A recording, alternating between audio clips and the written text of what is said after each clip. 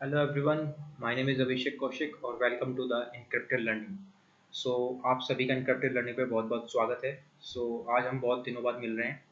ठीक है, आज मैं लेके आया हूँ आपके लिए एक बढ़िया सी न्यूज़ जिसका नाम है नबार्ड का नोटिफिकेशन आ गया है आपके लिए। ठीक है, नबार्ड की जो फुल फॉर्म होती है national bank of agriculture and rural development होती है और इसके लिए बहुत सारी वैकेंसीज आई हैं, अलग अलग पोस्ट के लिए आई है, वो मैं थोड़ा थोड़ा आपको एक्सप्लेन करता रहूँगा।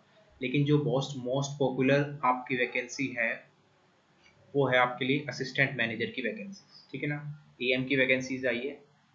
एएम की वैकेंसीज के जो मैं देख पा रहा हूँ, तो ये जो नोटिफिकेशन है ये रिलीज हो रहा है 17 जुलाई को। ठीक है, जो कि आज डेट है और 7 अगस्त तक ये भरा जाएंगे। तो अगर आप बैचलर की रखी है, आपने की हुई है, तो आप ये भर सकते हैं इजीली, कोई प्रॉब्लम नहीं होने वाली। ठीक है ना, नबार्ड जो होती है, नबार्ड में एएम की जो वैकेंसी होती है असिस्टेंट मैनेजर की, वो बहुत अच्छी नौकरी है एज कम्पेयर टू अगर आप बैंक पीओ से भी कंपेयर करते हो उससे, बिकॉज उसका जो एचआरए है और बेसिक पे है बहुत ज़्यादा है, सैलरी वाइज भी और in terms of the behaviour और इन्वायरमेंट बहुत अच्छी जॉब है। ठीक है, अगर हम बात करें थोड़ा इसके बारे में पढ़ लेते हैं कि इसका प्री वरी कब होने वाला है, क्या होने वाला है। जो इसके प्री होने वाला है, आप देख पा रहे होंगे कि जो ऑनलाइन रजिस्ट्रेशन की फीस जो डेट है वो तो आपको देखी गई है, 17 जुलाई से 7 अगस्त तक है। ठीक है, जो प्री होने वाला है इसका प्रिलिमिनरी एग्जाम होगा, ऑनलाइन एग्जाम होगा लास्ट वीक ऑफ अगस्त और फर्स्ट वीक ऑफ सितंबर, यानी कि मोस्ट प्रोबेबली अगस्त के लास्ट वीक में हो सकता है या फर्स्ट वीक ऑफ सितंबर हो सकता है आपके पास। ठीक है, और जो मेंस होगा, मेंस की डेट अभी नहीं आई है, तो मेंस की डेट आपको एज पर दी रिवाइज्ड कर दी जाएगी, एज पर द वो क्या नाम, एज पर दी वेबसाइट। ठीक है, आप वेबसाइट चेक कर सकते हो तो आपको डेट का पता चल जाएगा। इसमें जो एलिजिबिलिटी क्राइटेरिया है, अगर हम एलिजिबिलिटी क्राइटेरिया की बात करें तो वो क्या क्या है, सिर्फ बैचलर डिग्री है in the particular discipline means that the candidate must have the study the discipline as the main subject in the respective degree of course. यानी कि अगर आपने बैचलर डिग्री की हुई है, सिंपल बैचलर डिग्री की हुई है, तो आप एएम के लिए, क्योंकि इसमें बहुत सारी पोस्ट हैं अलग अलग डिपार्टमेंट में है। कोई राजभाषा के लिए है, कोई लीगल उसके लिए है, एक जो आर्मी में काम कर चुके हैं 5 साल के लिए उनके लिए है, तो अलग अलग वैकेंसी निकली हुई है। तो आप एएम के लिए अगर आपने बैचलर की हुई है सिर्फ, तो आप एएम के लिए एप्लीकेबल हो, आप भर सकते हो उसको। ठीक है ना, जो बहुत अच्छी है। तो एएम का जो है वो मैं बता देता हूँ आपको। जो आपको पोस्ट मिलने वाली है असिस्टेंट मैनेजर की पोस्ट मिलेगी in grade A. Grade A एक बेसिक बिल्कुल सबसे छोटी एंटिटी है असिस्टेंट मैनेजर में, नबार्ड में, रूरल डेवलपमेंट बैंकिंग सर्विसेज आरबीडीएस। ठीक है, अगर हम बात करें थोड़ा इसका सिलेक्शन प्रोसीजर क्या क्या होने वाला है इसमें, उसकी भी बात कर लेते हैं, क्योंकि वो भी बहुत ज़्यादा इंपॉर्टेंट है। अगर हम बात करें जो प्री स्टेज होने वाला है आपका, प्रिलिमिनरी स्टेज जो होगा, वो उसमें हम क्या क्या हो सकता है, कैसे कैसे आपको करना है। देखो, जो टेस्ट ऑफ रीजनिंग है, यानी कि रीजनिंग में 20 क्वेश्चन होंगे आपके और 20 ही नंबर के होंगे। ठीक है जी, और एज पर द इंग्लिश बात करें तो 30 क्वेश्चन है, 30 नंबर के हैं। ठीक है, कंप्यूटर नॉलेज करें तो 20 क्वेश्चन है, 20 ही नंबर के हैं। और एफटी की बात करें मैथ की, तो उसमें 20 क्वेश्चन है, 20 ही नंबर के हैं। ठीक है, एक इसमें डिसीजन मेकिंग के कुछ क्वेश्चन होंगे। ये आई थिंक मैं जितना मैं लगा सकता हूँ अंदाजा, ये थोड़ा स्टेटमेंट वाइज होते हैं, तो इसमें आप डिसीजन मेकिंग आपकी चेक की जाती है। जनरल अवेयरनेस के 20 क्वेश्चन है और 20 ही मार्क्स हैं। एक जो ये दो टॉपिक आए हैं अलग से, जो आप अगर बैंक के नहीं हो तो आप एक डिसीजन मेकिंग, एक ये इको और एक एग्रीकल्चर, ये 3 टॉपिक आप पढ़ सकते हो अलग से। ठीक है ना, जो ये वाला टॉपिक है जो eco and sociology issue with focus on the rural India, तो इसमें स्पेशली इसने लिख रखा है कि रूरल इंडिया पे फोकस किया जा रहा है।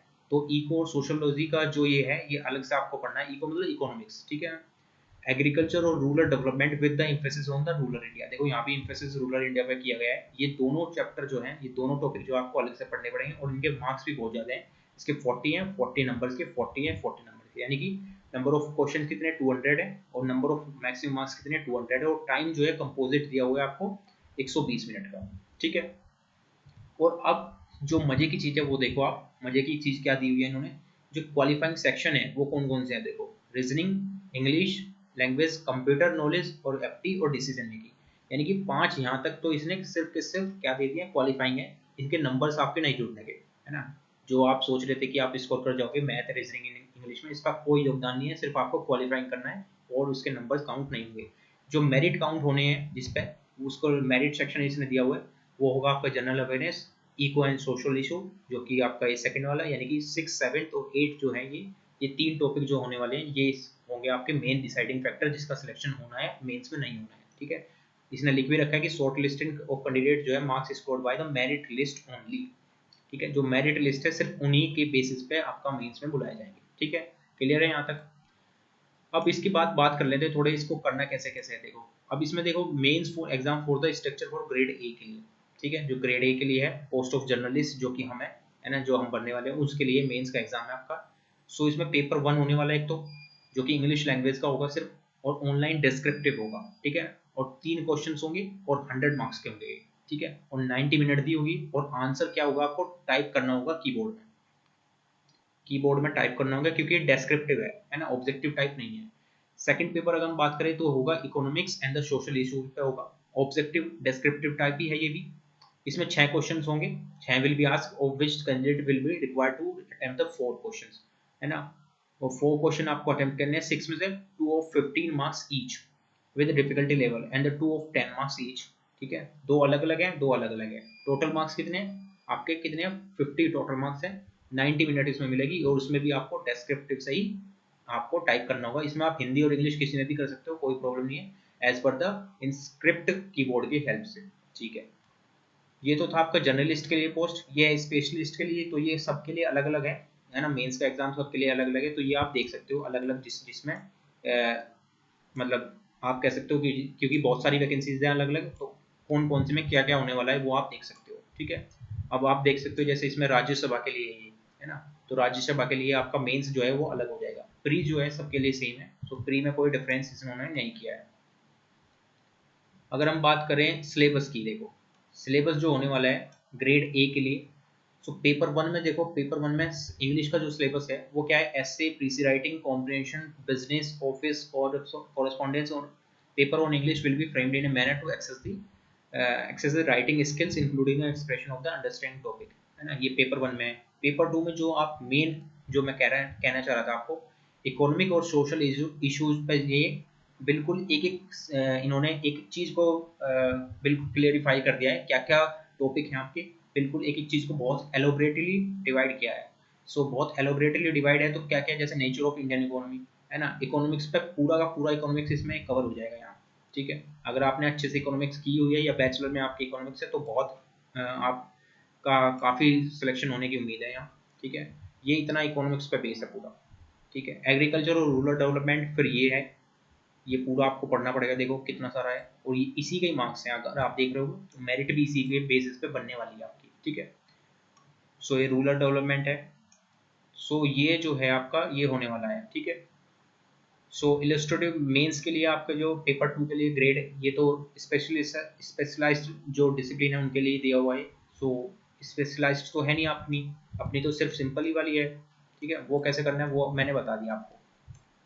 अब थोड़ी बात कर लेते हैं जो बहुत इंपॉर्टेंट है, जिसके लिए आप सोच भी रही हो, तो सोच भी रहे थे।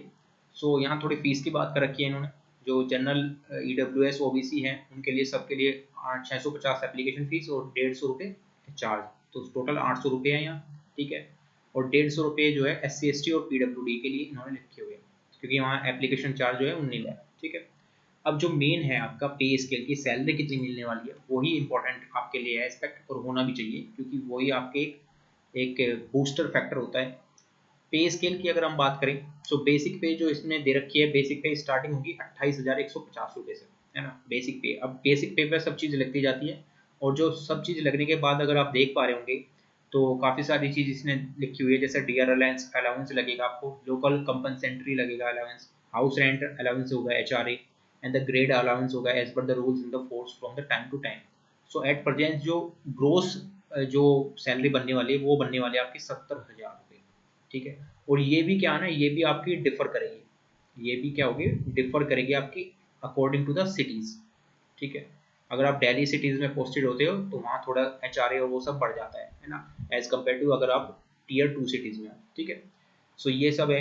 प्रीक्वेस्टीज जो है क्या क्या मिलने वाला है, जैसे bank accommodation subject to availability, reimbursement expenses का, ये बहुत सारी चीज़ मिलेंगी। व्हीकल्स ऑफ ऑफिशियल पर्पस के लिए न्यूज़पेपर मिलेगा, इंटरनेट टेलीफोन चार्ज के लिए, book grants, allowance of furnishing residents के लिए, free dispensary facilities decide the reimbursement of the medical expense, बहुत सारी चीज़ इसमें मिलती हैं, ट्रैवलिंग कंसेशन, लोन्स, एडवांसेस, बहुत सारी चीज़ आपको मिल जाती है, ठीक है।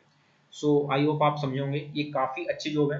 बट इसमें जो है, जो डिफर कर रहा है, जो चीज़ें आपको दिख रही होंगी, वो सारी जो है मैथ और रीजनिंग से रिलेटेड नहीं है ना। मैथ, इंग्लिश और रीजनिंग, मैथ, इंग्लिश और रीजनिंग से रिलेटेड नहीं है, क्योंकि इसमें सिर्फ ये क्वालिफाइंग नेचर के हैं। जो मेन है आपका, मेन जो है, एक तो है आपका इको वाला, इकोनॉमिक्स वाला, एक है आपका रूरल डेवलपमेंट वाला जो है। ये दो जो टॉपिक हैं, ये क्योंकि ये प्री में भी इसमें बहुत ज़्यादा योगदान है, 40-40 क्वेश्चन इसमें से बन रहे हैं, है ना, 200 में से 40-40 क्वेश्चन, यानी कि 80 क्वेश्चन जो हैं वो ही मेरिट डिसाइड कर रहे हैं। और तो सिर्फ क्या हो रहे हैं, और तो और जी के भी इसमें था, जो प्री में था, जी के।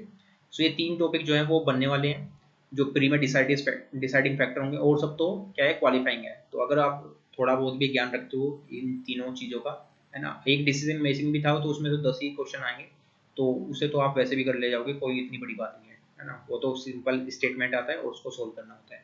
सो मैं आशा करता हूँ कि आप समझ गए होंगे। So thank you for having me, और बाय बाय, टेक केयर। और सबसे पहले आप क्या कर लो, सब्सक्राइब कर लो इनक्रिप्टेड लर्निंग को, जिसमें अब डेली आपको वीडियोस मिलने वाली है, ठीक है। तो सब्सक्राइब कर दो, जो लाल बटन होगा उस पर क्लिक कर दें जब भी, और लाइक कर दें वीडियो को, और जितना चाहें उतना शेयर करें, क्योंकि जितना शेयर करोगे उतना यूट्यूब क्या है, पुश करेगा इस वीडियो को। और जितने आपके फ्रेंड्स हैं उनको शेयर करें। बाय बाय, टेक केयर, और मिलते हैं हम नेक्स्ट वीडियो में।